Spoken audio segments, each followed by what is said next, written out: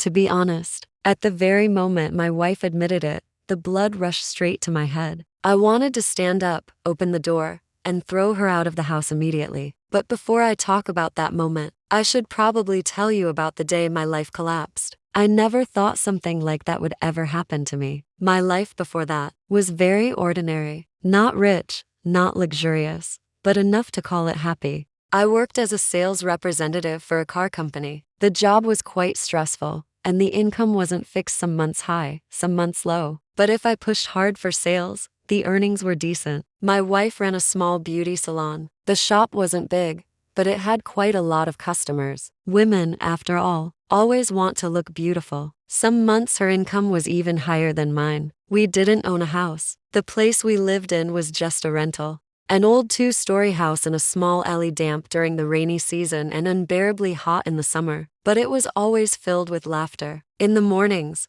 I took our child to kindergarten. In the evenings, my wife cooked dinner. The meals were very simple: vegetable soup, a plate of braised fish, sometimes a little stir-fried pork. But there was always lively conversation at the table. Sometimes I thought, maybe my life staying like this would already be enough. A small family, a gentle wife, a well-behaved child. That was enough, until the day I received my medical test results. At first it was just stomach pain. At least that's what I thought. A dull ache, sometimes twisting sharply after meals. I assumed it was because of my irregular eating habits. Being in sales, some days I drank with clients, other days I skipped meals. My wife was worried. She urged me many times to go get checked. I kept putting it off, until one evening, the pain became so intense that I had to clutch my stomach and collapse onto the floor. My wife panicked. That very night, she rushed me to the hospital. After a series of tests, endoscopy, biopsy, scans, I sat in front of the doctor and heard a sentence I will never forget. The doctor looked at my file, then looked at me. His voice was calm, but every word felt like a knife. "You have stage 3 stomach cancer." I thought I had misheard. I asked again. The doctor nodded. Suddenly the room felt strange. Everything around me seemed to go silent. I couldn't clearly hear what the doctor said afterward. I only vaguely remember words like surgery, chemotherapy, radiation therapy, tumor, cancer cells, treatment plan, risks, and the cost. A number that made my head spin. It was so large that I knew one thing for certain: I could never earn that much money in my entire life. On the way home, I didn't say a single word. I just looked out the car window. The streets were still crowded. Cars kept moving. People were still laughing and talking. Everyone else's life continued as usual. Only my life had just turned onto a completely different road. I thought about my child, thought about my parents, thought about my wife, and I thought about something terrifying. What if I die? That night, my wife cried a lot. She sat on the bed, her eyes red, but strangely, she didn't say anything hopeless. She held my hand very tightly, so tightly that it hurt, and she said, "As long as there's life, there's hope. Your child and I need you." Those words made my heart clench. The days that followed were filled with hospital visits. We met with specialists, listened to consultations about surgery, heard explanations about chemotherapy, heard about survival rates, heard about possible complications. Every time we finished another appointment, I felt the weight in my heart grow heavier. But my wife was different. She took notes carefully, asked the doctor every small detail, asked about medications, asked about new treatments, asked about financial assistance options. She didn't miss anything. Sometimes when I looked at her, I wondered, how could she be so strong? The biggest problem was still money, surgery, chemotherapy, medication, hospitalization. When all the costs were added together, it became a number that made me suffocate. Our savings were only a few hundred million VN. Sell my parents' house in the countryside? Impossible. They were still living there. Borrow from friends? At best we might gather a few hundred million more, but it was still far from enough. I started thinking about giving up. One time I told my wife, maybe we should just stop. I can still keep working. It's okay if I don't get treatment. My wife immediately got angry. It was the rare moment in my life that I saw her shout at me, "Are you crazy? You have to live. You have to live for me and our child." She made me swear that I wouldn't give up, even if there was only the smallest chance. From that day on, she forced me to quit my job, told me to stay home and rest. Taking our child to and from kindergarten became my responsibility. As for earning money, she took it all on herself. I noticed my wife growing thinner and thinner. She often stayed up very late. Sometimes I woke up in the middle of the night and saw her sitting in the living room. In front of her was her phone and a notebook filled with numbers. She was calculating something. I didn't know what she was calculating, but I knew she was trying to find money. Then one day, something began to happen. At first, it was just casual remarks. At the coffee shop, at the entrance of the alley, at the convenience store, people looked at me with strange expressions. One acquaintance hinted, "You should keep a close eye on your wife." I laughed it off. I didn't understand what he meant, but a few days later, I heard a sentence that made my heart stop. "Your wife has been seen going around with a strange man. They say that man is very rich." At first, I didn't believe it. I trusted my wife completely. She was the kind of woman who always put family first. She took care of me, took care of our child, took care of both sides of our parents. She wasn't that kind of person. I told myself, it must just be rumors. But then, the whispers started growing. One person said it, 2 people said it, 3 people said it, and finally, someone told me this. "I've seen your wife with him many times. That man drives a luxury car. I heard he has a lot of money." That night, I couldn't sleep. I lay there staring at the ceiling. The whole room was dark. Beside me, my wife was sleeping, or at least, pretending to sleep. I looked at her for a very long time. The woman I trusted the most. The woman who said she would fight this disease with me. But in my mind there was only one question. Could all of this be true? In the end, I decided to ask. No beating around the bush, no avoiding it. One evening, after dinner, our child had gone to sleep. The house was quiet. I looked straight at my wife and asked, "Is there something you want to tell me?" She froze, her eyes shifted away, and in that moment, I knew the rumors might be true. I asked directly, "Who is that man?" The room suddenly felt suffocating. My wife stayed silent for a long time, so long that I could hear my own heartbeat. Then she looked up, looked straight at me, and said a sentence that made my entire world collapse instantly. The room that night was terrifyingly quiet. The only sound was the steady ticking of the wall clock. I sat across from my wife. Between us was the small dining table where our family gathered every evening. But tonight, the air in the house felt heavy like lead. I looked straight at her. "Who is that man?" My wife didn't answer immediately. She lowered her head. Her hands were clasped together. Her fingers trembled slightly. I had never seen her like that before. 1 minute, 2 minutes, 3 minutes. The silence dragged on until it felt like my chest was being crushed. I asked again. This time my voice was lower, but colder. "I'm asking you, who is that man?" My wife slowly raised her head. Her eyes were red and swollen, and in those eyes, I saw something I had never seen before. Guilt. She took a deep breath. Then she spoke, slowly, one word at a time. "Yes, I have been seeing another man." At that moment, it felt like something exploded inside my head. All the suspicions, all the fragile hopes, everything shattered. I laughed, a dry, hollow laugh. "So it's true.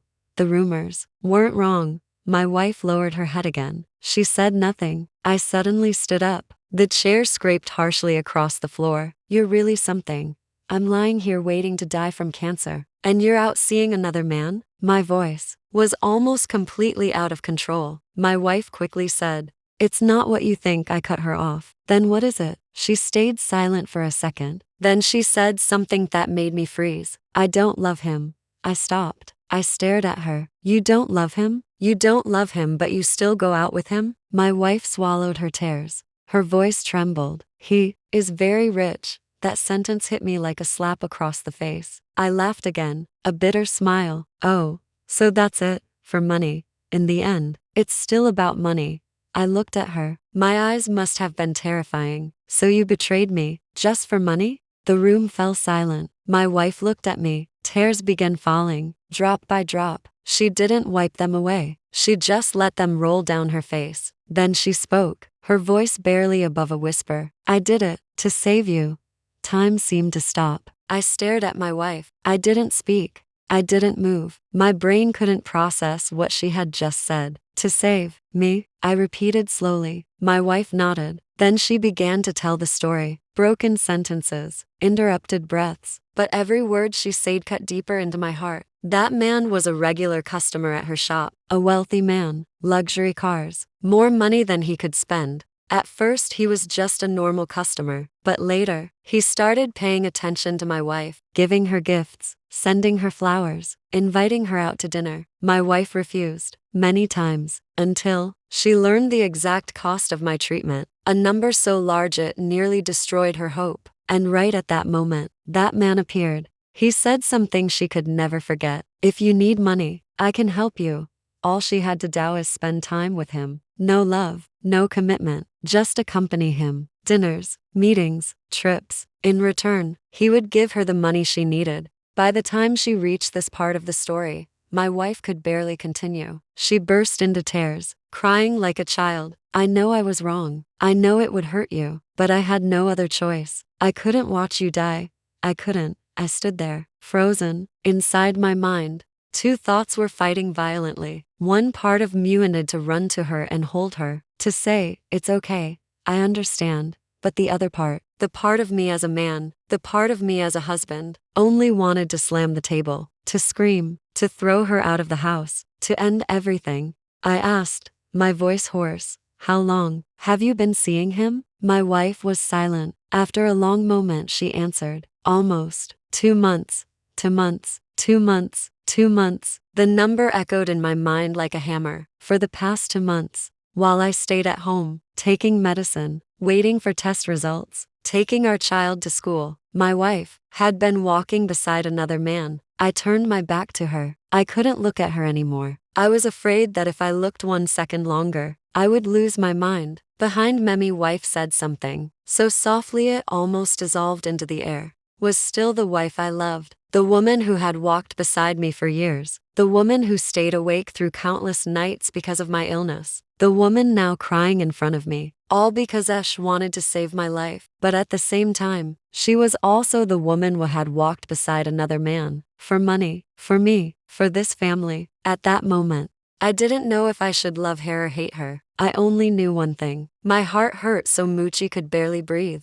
I love my wife. That has never changed. She is the woman who walked into my life when I had absolutely nothing. An ordinary job, a cramped rented room, a future that looked uncertain and blurry. And yet, she chose to stay. Over the years, we have gone through so many things together. The months when we struggled with money, the times I failed at work, the moments when we argued over the smallest things. But after everything, she was still there, by my side, taking care of me, taking care of our child, taking care of this family as if it were her whole world. There were nights when I came home very late from work, completely exhausted. The moment I opened the door, I would see the kitchen light still on. My wife would be standing there cooking, and she always asked the same familiar question.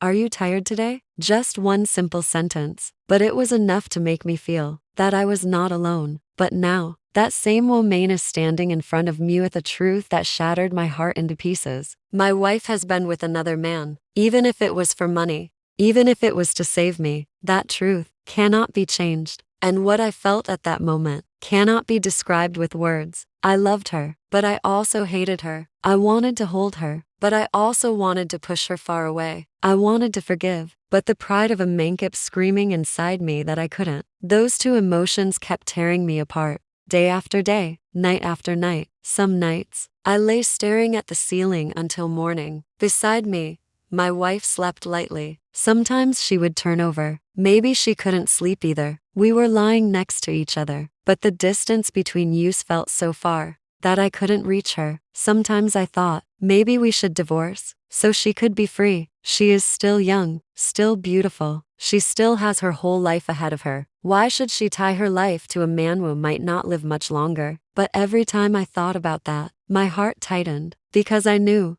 if we divorced, the one who would suffer the most would not be me. It would be her. Then I began to hate myself. If I weren't sick, if I were healthy, if I had more money, maybe my wife would never have been forced to make such a choice. She would never have had to sacrifice her dignity to save her husband's life. In the end, everything that happened started with me. After many nights of thinking, to the point where my mind felt like it might explode, one Eveninji called my wife into the room. She walked in, her eyes full of worry. Maybe she thought he was about to say something terrible. Maybe divorce. Maybe blame. Maybe I would send her away. But I didn't. I looked at her for a long time. The woman who had stayed beside me all these years. The woman who had clearly grown thinner because of my illness, because of this family, because of everything. I took a deep breath. Then I spoke, slowly. If you still respect me, then end that relationship. My wife looked up. Her eyes widened. Maybe she didn't expect me to say that. I continued, my voice calmer than I thought it would be. If we have money, we'll treat the illness.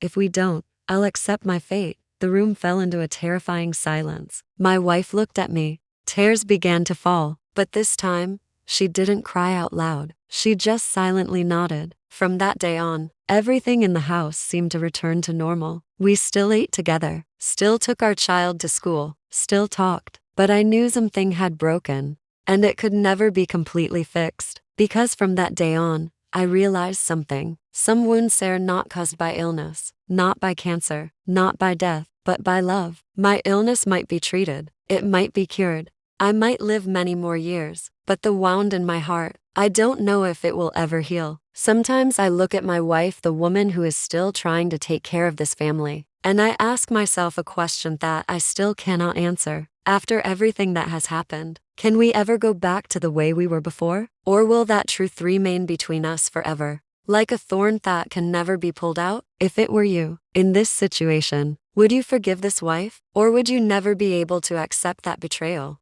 Falling into such a situation is truly painful and difficult to handle. I hope you and your family will find the best way to resolve everything peacefully. Wishing you strength and a speedy recovery. The best thing to do is to talk directly with your wife and ask her to end that relationship and focus on your treatment. Living with the feeling of betrayal in your heart will never bring peace, even if the illness is cured. Over time, it will only lead to more overthinking and suffering. Be honest with her and ask her to stop before things go too far. The best thing to do is to talk directly with your wife and ask her to end that relationship and focus on your treatment. Living with the feeling of betrayal in your heart will never bring peace, even if the illness is cured. Over time, it will only lead to more overthinking and suffering. Be honest with her and ask her to stop before things go too far. People say betraying someone for money is wrong, but when a loved one's life is hanging by a thread, money becomes the only thing that can save them. Life can be that cruel. True love means facing hardships together, not trading dignity for survival. Doing that is no different from legalizing betrayal.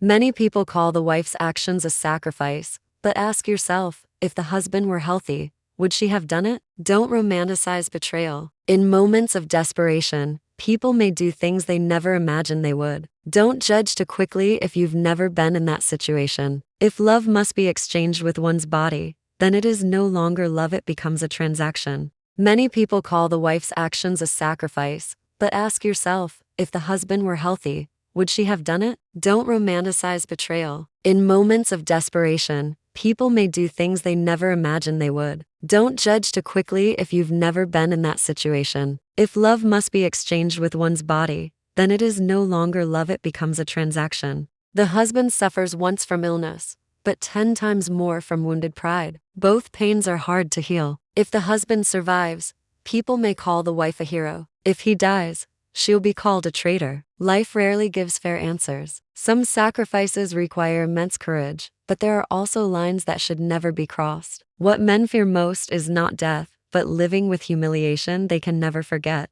In this situation, no one is completely right, and no one is completely wrong. Life is simply too cruel. If anything is acceptable when saving a loved one, then where is the boundary of morality? Many people praise the sacrifice, but ask yourself, would you accept it if it were your own wife? People often say love conquers everything, but in reality, money often decides who lives and who dies. Sometimes the scariest thing is not illness itself, but the choices illness forces people to make. Forgiveness is not because someone is right, but because you don't want to live your whole life in hatred. Some wounds heal with time, but others hurt every time you remember them. If the husband dies, the wife is blamed for not saving him. If she saves him, she's blamed for betrayal. Life leaves no clean choices. Many people talk easily, but when faced with a hospital bill worth millions, that's when desperation becomes real. A man's pride is great, but sometimes his love for his wife is even greater. Some events happen only once but change an entire life. Forgiving does not mean forgetting, and sometimes that's the most painful part. A family can survive poverty and illness, but once trust is broken, rebuilding it is extremely hard. Many people blame the wife, but few consider that she may also be pushed into a corner. Sometimes people don't betray because they stop loving, but because they are desperate. Some truths can be understood but still cannot be accepted. If it were me, I would rather die than live with betrayal every day. But others think differently. As long as you are alive, there is hope, and family is worth forgiveness. Life is rarely black and white. Most of the time it's just shades of gray. Sometimes what is logically right is emotionally the most painful. This story has no absolute right or wrong, only people forced by life into a cruel choice. Let's be honest, cheating is cheating. Don't justify betrayal with the excuse of saving a husband. If everyone thought like that, society would fall apart. Easy for you to say. Wait until a doctor hands you a hospital bill worth billions. When your loved one's life is on the line, people choose between morality and survival. I'm a man, and honestly, if I were in that situation, I'd rather die than live with that humiliation. You might find death easier, but what about your wife and children? That woman is carrying the entire family on her shoulders. That kind of sacrifice should not be praised. It's simply trading dignity for money. Dignity matters, but so does your husband's life. Outsiders have no right to judge if they've never faced that desperation. If she truly loved her husband, she should stay by his side, not run to another man. Staying beside him without money just means watching him die slowly. Reality is harsher than moral speeches. People praise her sacrifice, but if it were your own wife, would you accept it? If it were me, I would be hurt, but I would still understand. She didn't do it for pleasure but to save her husband. Any man hearing this story would feel humiliated. Forgiving it would require incredible tolerance. Humiliation or not depends on perspective. Some see shame, others see a desperate wife trying to keep her husband alive. Wrong is still wrong. Don't turn betrayal into a touching story. Life isn't always black and white. Sometimes people are just trying to survive cruel circumstances. If it were me, I'd divorce immediately. No way I'd accept this.